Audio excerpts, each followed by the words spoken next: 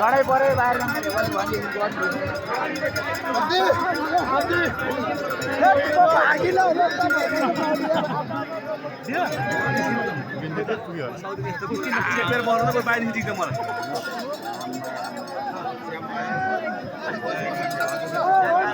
निस्क्यो यस्तो हुल मात्रै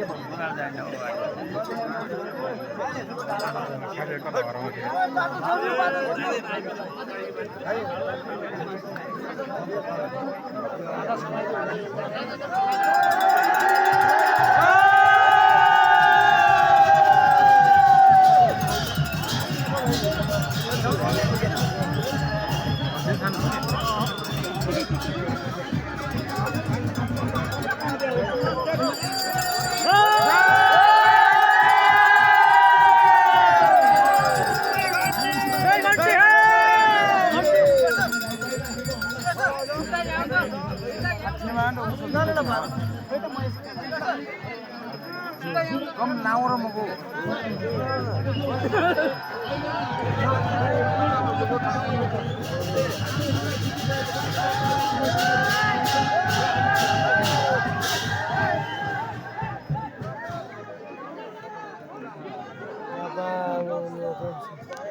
Jadi saya kau dulu. Saya motor sini. Do baru bobo. Do baru.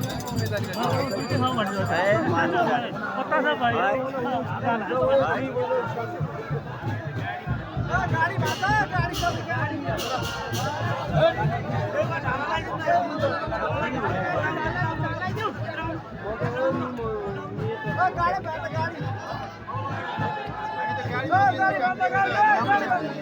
उम्मेदवार टक्का लाएर होइन के खानु बोले होला त्यो के त्यो मान्छे जानु हुँदैन त्यहाँ के त भएको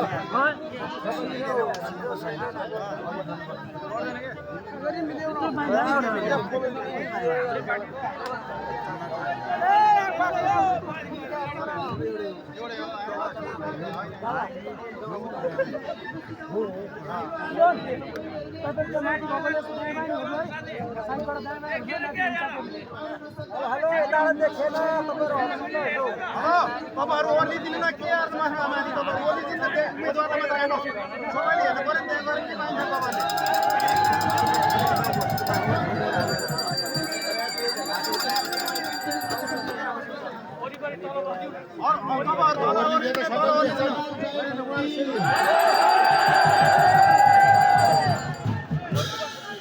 हेलो तपाईहरु ओली दिनु त्यो उम्मेदवारलाई हेर्नु पर्यो कोपी आउने ए उति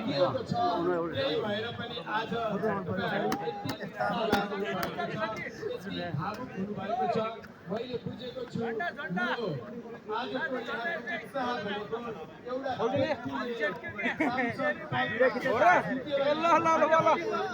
एउटा के कारणले बुझ्नु भएको छ भने यो देशमा एउटा परिवर्तनको मार्ग खुलेको छ यो देश अब एउटा प्रगतिको पथमा जाँदैछ यो देशमा अब एउटा गलत राजनीतिक संस्कारको अन्त्य हुँदैछ यो देशमा आफ्नो भविष्य हुन्छ भनेर युवाहरूले सोच्ने दिन आएको छ भनेर आशा गर्ने दिन आएको छ यो देशमा अब हामी बस्न सक्छौँ यही देशमा हामी रमाउन सक्छौँ यही देशमा केही गर्न सक्छौँ र यही समाजमा हामी खुसी भएर रहन सक्छौँ भन्ने एउटा विश्वासको आधार प्रकट भएको दिनको रूपमा हाम्रो निर्वाचन क्षेत्रबाट राष्ट्रिय पार्टी विजयी भइसकेपछि यहाँहरूमा आएको यो उल्लासले मलाई एकदमै भावुक बनाएको छ।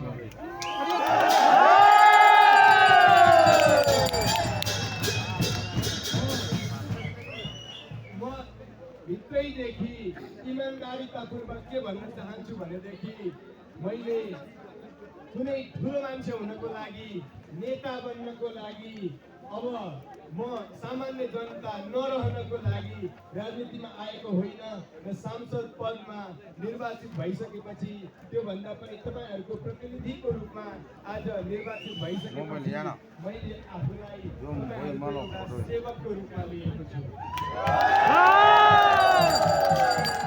वास्तवमा यदि देशले बाटो बिराएको छ भने राजनीतिको कारणले बिराएको छ। यो देशमा यदि केही बिग्रिएको छ भनेदेखि राजनीति बिग्रिएको छ। यहाँले सुन्नुभएको होला, नीतिहरूको पनि मूल नीति भनेको राजनीति हो। जब घरमा घर परिवारका अन्य सदस्यहरू बिग्रिनु अचम्मको कुरा होइन। यो देशमा राजनीति बिग्रिएकाले सबै नीतिहरू त्यसले लागू गरेर हाम्रो देशमा राजनीतिले कुनै पनि सकारात्मक सन्देश दिन नसकेको कारण यस कारणले गर्दाखेरि अब सकारात्मक राजनीतिक परिवर्तनको दिशामा देश गइसकेको छ। देशमा कसैले नसोचेको, कसैले खुस्याएर बोल्ने गरेको र कहिल्यै पनि यो देशमा राजनीतिमा यो दिन आउँछ भनेर नसोचिएको सन्दर्भमा स्वतन्त्र पार्टीले एउटा 2/3 सरकारको तिरको एउटा यात्रा आरम्भ गरेको छ।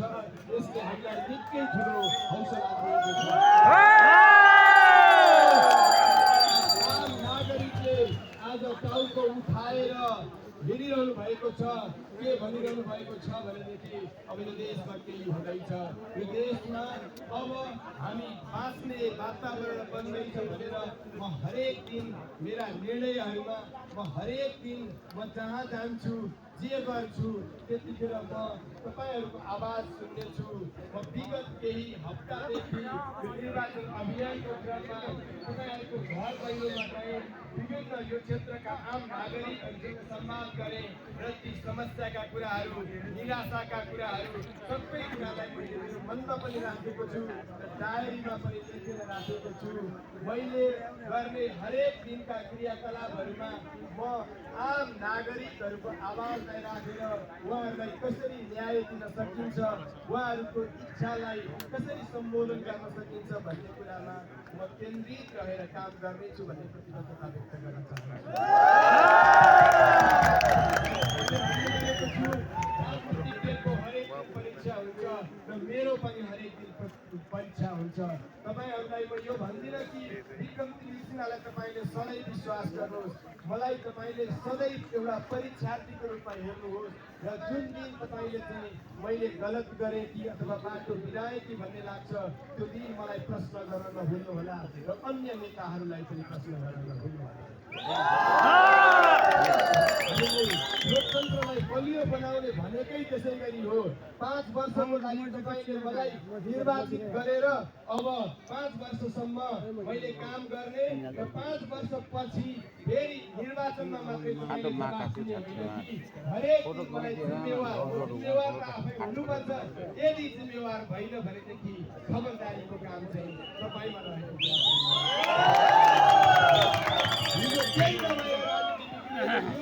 आज त्यो बिना फेरि पनि राजनीति सकिने छैन।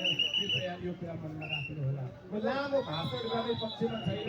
म निकै भावुक यस बारेमा भएको छु कि विगत 1 महिनाभन्दा बढी समयदेखि मेरा मित्रहरूले विभिन्न पालिकासँग सम्बन्धित पालिका सभापतिहरू, वडा सभापतिहरू, वडा र पालिकाका पदाधिकारी सदस्यहरू, आम पार्टी सदस्यहरू र आम नागरिकहरूले यति धेरै हौसला दिएर, यति धेरै सहयोग गरेर यो आज सफलतासम्म ल्याइपुर्याउनु भएको छ। एक गरेर उहाँलाई स्वागत गर्न चाहन्छु र हार्दिक धन्यवाद ज्ञापन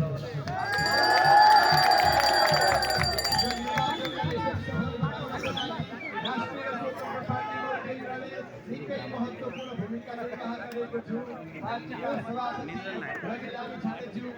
नुवाकोट आएर सम्बोधन गर्नुभयो र हाम्रो क्षेत्रका आम नागरिकका लागि एउटा निकै सुन्दर भिडियो सन्देश पनि पठाउनु भयो। म पार्टी सभापति रवि लामिछानेज्यूप्रति हार्दिक आभार प्रकट गर्न चाहन्छु। त्यसै गरी पार्टीका वरिष्ठ नेता बालेन्द्र शाह नुवाकोट हाम्रो क्षेत्र नै आउनुभयो।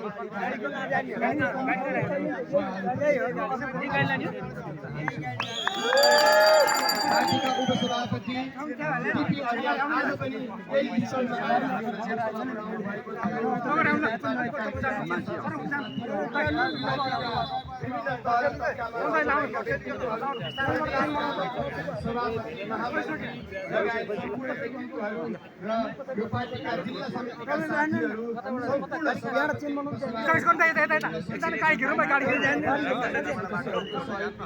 आज सम्भव हुने थिएन।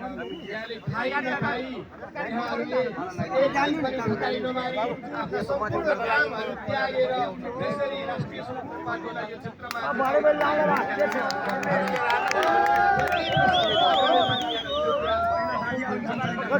छिरो यहाँ चेन बनाऊ। माथिल्लो तह मात्रै होइन, ओडा तहदेखि साधारण सदस्यहरू आम नागरिकहरूले हामी जहाँ जान्छौँ त्यहाँ दाल भात तरकारी खुवाएर मकै भुटेर खुवाएर हार्दिकका सहित स्वागत गर्नुभयो र देशमा अब परिवर्तनको एउटा संवाहको रूपमा राष्ट्रिय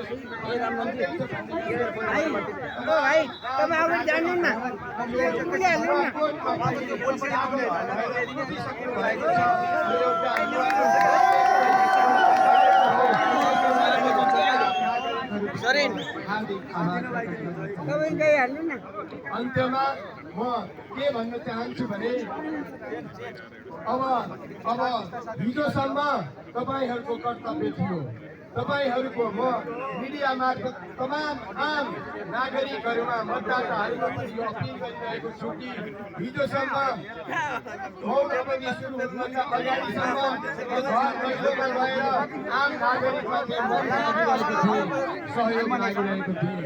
अब यहाँहरूले गर्ने सहयोगको दिन सकिएको छ र मैले काम गर्ने सहयोग गर्ने दिन आजैबाट सुरु भएको छ।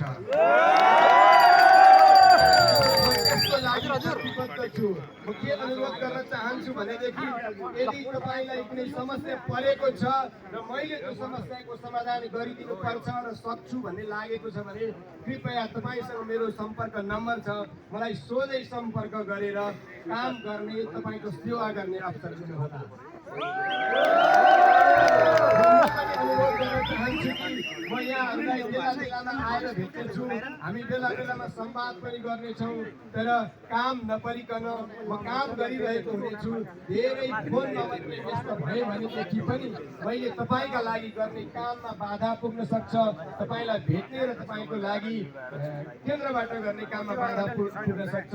त्यो हुनाले हामी आवश्यक सम्पर्कमा अवश्य रहनेछौँ, अनावश्यक सम्पर्कमा रहने छैनौँ भन्ने प्रतिबद्धता र एउटा मेसेज पनि सेयर गर्न चाहन्छु। यति रातिसम्म एउटा उत्साह लिएर, एउटा ऊर्जा लिएर यो देश परिवर्तनको संवाहकको रूपमा यो कार्यक्रममा उपस्थित भइदिनु भयो। यत्रो मूलमा आफ्नो के होला कसो होला पनि नसोचिरहेको रातिसम्म बुवा आमा दिदी बहिनी मैले देखिरहेको छु। निकै वृद्ध बुवाहरू पनि आउनु भएको छ, आमाहरू पनि आउनु भएको छ। यहाँहरूप्रति फेरि पनि म हार्दिक आभार प्रकट गर्दछु र यहाँहरूलाई मेरो मुटुमा राखेर, यहाँहरूलाई मेरो आँखामा राखेर, यहाँहरू सबैलाई केन्द्रमा राखेर काम गर्ने प्रतिबद्धता दोहोर्याउन चाहन्छु। अब मैले यो खासमा धन्यवाद ज्ञापनको छोटो सभा हो यो। हाम्रो यो निर्वाचन प्रक्रिया मलाई आजको दिनमा र पार्टीलाई निर्वाचित गराउनको लागि सहयोग दिनुहुने तमाम साथीभाइहरू जसले आर्थिक, सामाजिक, राजनैतिक हिसाबले र आफूले समय दिएर सहयोग गर्नुभयो।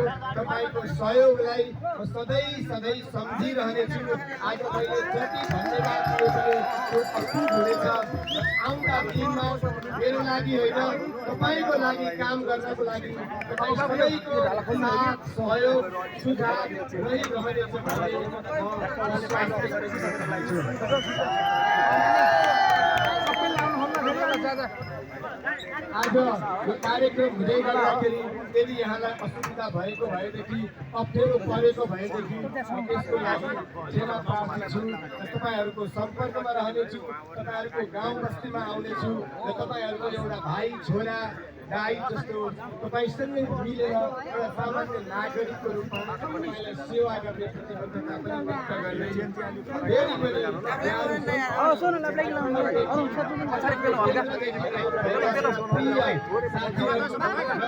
परदेखि एउटा नागरिक पार्टी सदस्य पनि